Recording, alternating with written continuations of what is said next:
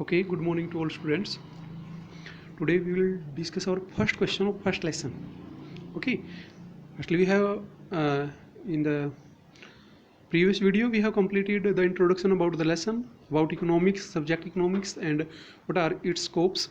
Now we will discuss difference between microeconomics and macroeconomics. There are two type of economics at +1 level. Micro means small and macro means as large. तो micro का मतलब क्या होता है, छोटा, सूक्ष्म, ठीक है, in which we study economic problem as a individual. जो इंडिविजुअल की प्रॉब्लम को सोल्व करते हैं वो माइक्रो इकोनॉमिक्स कहलाती है. और मैक्रो इकोनॉमिक्स क्या होती है, जिसमें हम पूरे देश की as a whole state, as a whole country, जिसमें पूरे देश की, पूरे वर्ल्ड की समस्याओं का समाधान किया जाता है, इकोनॉमिक प्रॉब्लम को सोल्व किया जाता है, वो होती है मैक्रो इकोनॉमिक्स. आज हम माइक्रो और मैक्रो में डिफरेंस पढ़ेंगे. तो फर्स्ट डिफरेंस क्या है, micro economics deals with economic issue related with small economic units, individual firm, individual house hold और एन इंडिविजुअल कंज्यूमर. जो माइक्रो इकोनॉमिक्स है वो एक आदमी की, एक फर्म की, एक मार्केट की प्रॉब्लम को सोल्व करता है. मतलब क्या, इंडिविजुअल की प्रॉब्लम को जो सोल्व करता है वो माइक्रो इकोनॉमिक्स है. इसका मतलब जितनी भी इंडिविजुअल प्रॉब्लम्स हैं, इंडिविजुअल व्यक्ति की, इंडिविजुअल फर्म की जितनी भी इकोनॉमिक प्रॉब्लम है उसकी स्टडी हम माइक्रो इकोनॉमिक्स में करेंगे, या माइक्रो इकोनॉमिक्स ऐसी प्रॉब्लम को सोल्व करता है. दूसरी क्या कहता है, micro economics is basically concern with determination of price in the market, according it is often called theory of price. अब इसमें क्या कहता है, माइक्रो इकोनॉमिक्स है जो थ्योरी ऑफ प्राइस, ठीक है, इसकी जो थ्योरी है माइक्रो इकोनॉमिक्स की वो प्राइस से रिलेटेड है.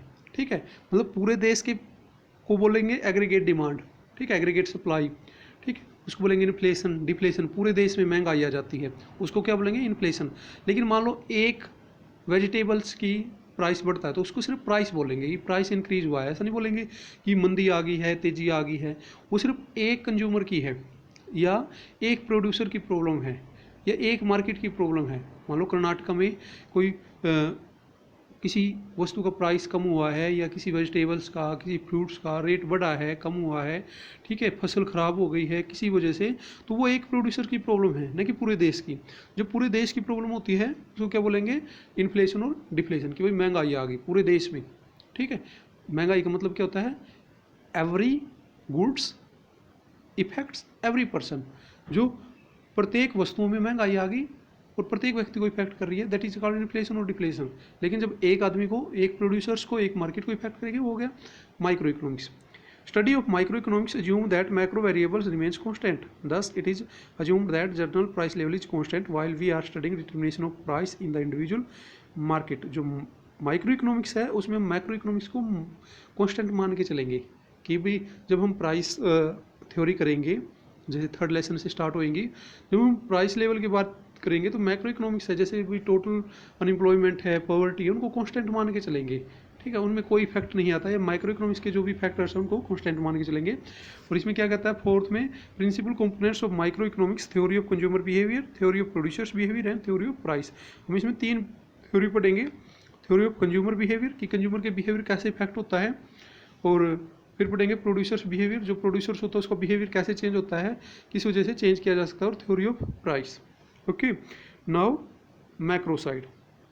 अब मैक्रो में पढ़ेंगे. मैक्रो का मतलब समझ गया आप क्या होता है, macro means large, as a whole, पूरे देश की जो समस्याएं हैं, पूरे स्टेट की जो समस्याएं हैं, पूरी दुनिया की जो समस्याएं हैं, उनको हम पढ़ेंगे मैक्रो इकोनॉमिक्स के अंदर. Macro economics deals with economic issue as the level of economy as a whole. Second क्या कहता है, macro economics is basically concern with determination of aggregate output, general price level in the economy as a whole, according it is often called theory of income and employment. ये क्या कहता है, पूरे देश की जो समस्या है, इन्फ्लेशन आ गई, पूरे देश के लोगों को इफेक्ट कर रही है, ठीक है, और सभी वस्तुओं का प्राइस बढ़ा है, न कि एक का.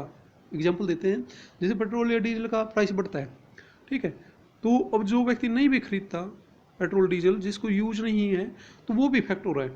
ठीक है, आपको नहीं, जैसे डायरेक्टली वो पेट्रोल या डीजल को नहीं खरीदता, ठीक है, लेकिन जब वो सफ़र करता है, ठीक है, तो बस का फेयर बढ़ जाता है, किराया बढ़ जाता है. वो खेतों में ट्रैक्टर का यूज करता है, ठीक है, मान लो कोई किसान है जो वो एग्रीकल्चर से वो लेता है, ठीक है, रिसोर्सेज का यूज करता है, ट्रैक्टर का यूज करता है, तो उनके रेट बढ़ जाते हैं. ठीक। तो इस प्रकार डायरेक्टली इनडायरेक्टली प्रत्येक व्यक्ति इफेक्ट होता है, दैट इज कॉल्ड इन्फ्लेशन और डिफ्लेशन। अब इसमें क्या कहते हैं, पूरे देश इफेक्ट होता है, उसको मैक्रो इकोनॉमिक्स में सोल्व करेंगे या मैक्रो इकोनॉमिक्स में पढ़ेंगे। Study of macro economics assume that micro variable remains constant. जब हम मैक्रो इकोनॉमिक्स पढ़ेंगे तो माइक्रो इकोनॉमिक्स के जो इतने भी वेरिएबल्स हैं उनको कांस्टेंट मान के चलेंगे, ठीक है। फिर कहता है ये fourth principal components of macro economics. तो मैक्रो इकोनॉमिक्स के अंदर हम कौन कौन से लेसन पढ़ेंगे, aggregate demand and aggregate supply. पूरे देश में कितनी डिमांड है किस चीज़ की, पूरे देश में कितनी सप्लाई होनी चाहिए, ठीक है, वो चीज़ें पढ़ेंगे। Theory related with disequilibrium, theory related with inflation और deflation gap in the economy, inflation और डिफ्लेशन भी पढ़ेंगे। Theory related to correlation, correction of disequilibrium, monetary policy, fiscal policy and exchange rate policy, ये पढ़ेंगे मैक्रो इकोनॉमिक्स के अंदर, ठीक है।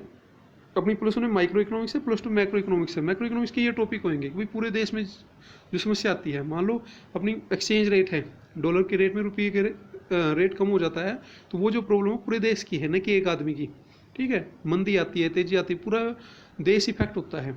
तो ये जो टॉपिक है ये मैक्रो इकोनॉमिक्स के अंदर पढ़ेंगे, ये थे डिफरेंस माइक्रो और मैक्रो इकोनॉमिक्स के अंदर। ओके स्टूडेंट, ये क्वेश्चन आपने लिखना है और लिख के टीचर्स को भेजना है, ठीक। और जो भी इसमें कोई भी प्रॉब्लम आती है इन फोर्थ पॉइंट में डिफरेंस में तो आप पूछ सकते हैं। Okay students, thank you and that's all.